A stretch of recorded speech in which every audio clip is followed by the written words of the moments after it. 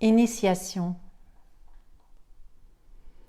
Vous m'avez demandé comment va ma santé. Cette question m'embarrasse et en même temps, elle me parle de votre bienveillance envers moi. J'ai ouvert les bras en vous répondant comme ça, vous invitant à me considérer au présent. Puis la discussion s'est poursuivie sur mon traitement d'hormonothérapie et de manière plus générale sur d'autres cas et d'autres traitements. Vous vouliez savoir quand je serais guérie. Peu d'espoir dans le camp des médecins, vu mon parcours de récidiviste, d'espérer en être quitte.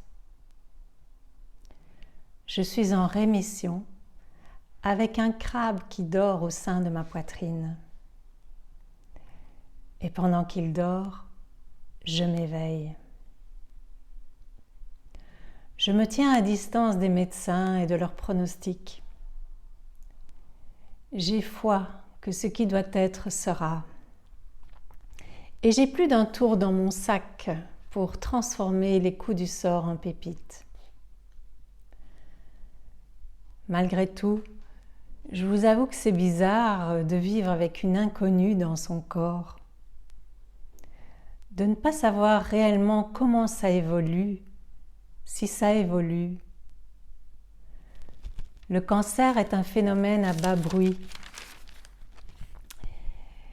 Et même quand il s'est ostensiblement montré à moi, et ça je le repère tout de suite, le stress que cela génère est la seule douleur ressentie.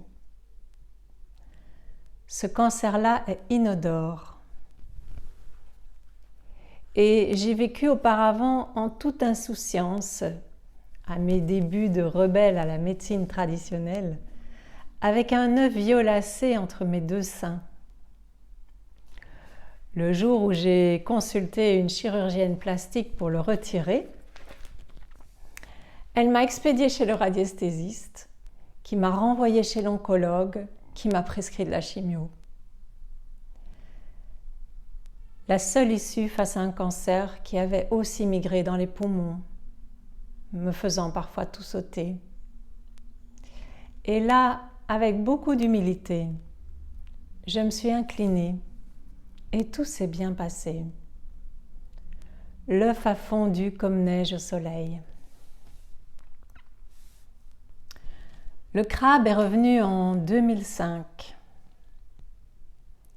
en 2013, en 2019, jamais 203. Le compte est bon. Je peux dire que depuis près de 20 ans que je chemine avec lui, il m'en a beaucoup appris. À l'heure actuelle, mon plus grand défi, et peut-être la dernière marche à gravir pour une véritable guérison, reste l'apaisement de mes peurs. Peur de la récidive, des traitements invasifs et invalidants, de la déchéance, etc. Je veux bien mourir un jour, vers mes 90 ans, mais dans de bonnes conditions, pour rejoindre l'Éternel, la source infinie d'amour, en pleine conscience.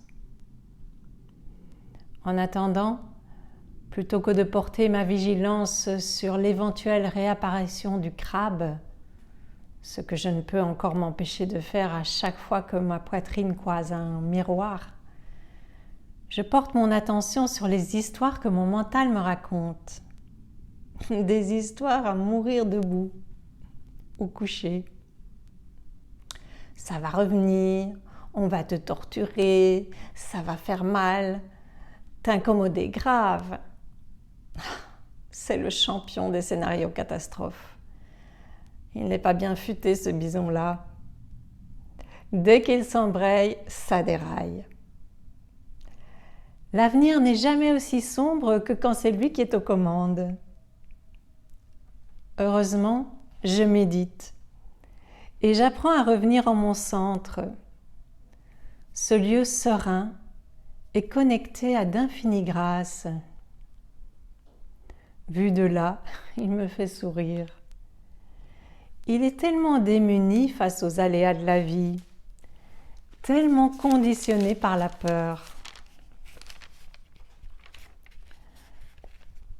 Je sens que c'est à moi, au grand soi que je porte en moi, de lui apprendre d'autres partitions, égrenées d'harmonieuses notes, de celles qui contribuent à la sérénité que je suis en essence.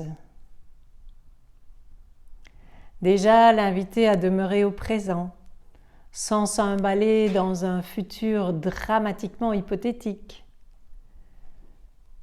Lui enseigner l'accueil et l'acceptation, l'assurance ou la confiance aussi.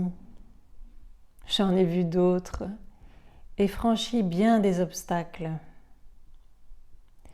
Et je sens tellement combien la vie en moi et hors moi est avec moi et non contre moi. Il y a tant d'amour sur ce chemin.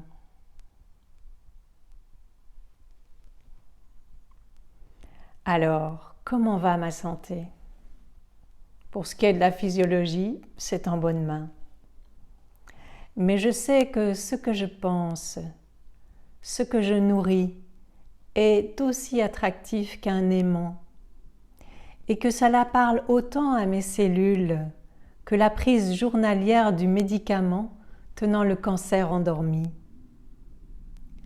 Là est mon pouvoir de création, ma contribution à l'édifice de ma vie, et c'est énorme. Telle est l'initiation à laquelle me convie le cancer, cadeau déguisé de ma destinée. Du coup, la question de ma guérison ne dépend plus de la disparition du cancer, mais de celle beaucoup plus profonde de ma relation avec lui.